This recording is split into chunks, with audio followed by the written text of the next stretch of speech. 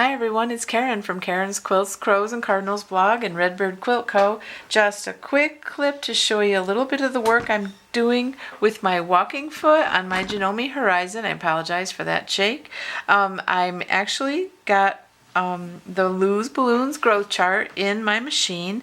I've loaded a 90-14 needle, a top stitch needle. Basically a 90-14 or a 100-16 would work fine as well. I have aurifil 12 weight heavy like an embroidery thread in the top, and I have a 50 weight or a fill 50 weight in the bobbin. A 40 weight would work in the bobbin as well, which is a little bit heavier than the 50 weight. And I've got my stitch length set to 3.5, which is like a top stitch length. I have my LewesBalloons growth chart in, and what I'm doing is I'm stitching just about an 1/8 of an inch inside of this black border. And I want to show you how this walking foot, basically without me doing anything besides guiding the quilt through in a straight line, the walking foot is doing all of the work. The way the walking foot works on any machine, if you have one, sometimes they're referred to as an even feed foot or a walking foot. The way it works is that there's actually two components on the Janome. There's this little component here, which you can just barely see in the video, that is the extra set of feet that kind of work in a motion like this to push the fabric through as you have your as you're basically going through your stitches. And this hooks down in here, and the original foot just stays put. It's a wider foot so that it has a good grip on the fabric, but this other foot actually moves in a walking kind of a manner like this.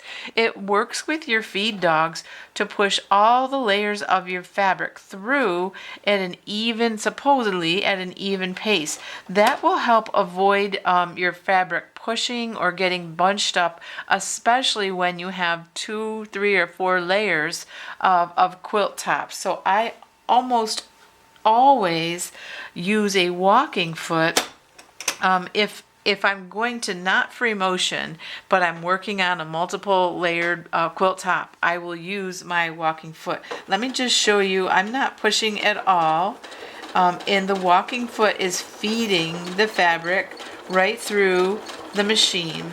Again, I have quite a long stitch on, so it's feeding quite quickly. And I'm going to get up here to the corner, and I'm going to actually set myself up to pivot.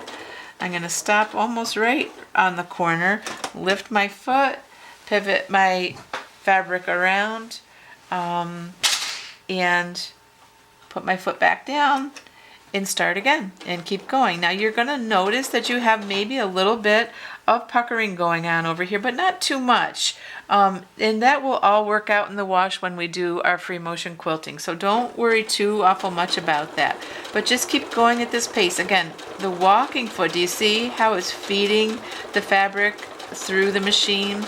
I'm not doing any pushing at all. The walking foot is doing all that work. So that's a great component of a walking foot if you have one for your machine and you're going to free motion quilt or do your own quilting on your quilt tops. I would highly recommend that you have one, purchase one. Look for a used one. Sometimes the shops have walking foots that get turned back in with trade-ins or things like that.